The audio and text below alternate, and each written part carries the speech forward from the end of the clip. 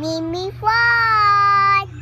Last Friday nga ay umattend naman ako ng orientation para dito nga sa estudyante ko na high school. At bago nga kami umalis ay may nagpa-xerox pa nga sa akin ng ID. Syempre sayang din naman ang kita kaya naman na-xerox ko na nga rin muna bago kami umalis.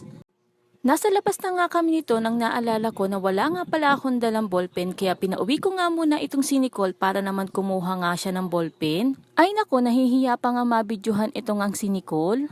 Kaya naman todo takip nga sa mukha niya na nakita nga niya nagbibidyo ako. Dito nga kami dumaan sa may shortcut at kataon naman nakauulan lang kaya naman medyo maputik nga dito kaya naman dahan-dahan nga lang kami sa paglalakad.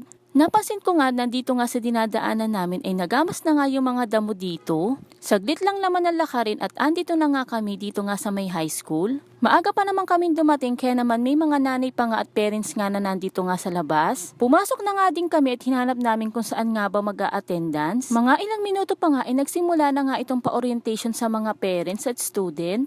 Kumanta nga muna kami dito ng national anthem at pagkatapos nga ay nag-start na nga itong orientation. Natanong nga kami dyan nung nag-o-orient kung alam ba namin ang DepEd mission at vision. Siyempre hindi namin alam. In-explain din nga ni ma'am yung bago ngang curriculum na matatag. At siyempre ang pinaka-highlight nga ng orientation ang rules and regulation nga ng school. At hanggang dito na lang muna. See you on my next mini vlog. Bye!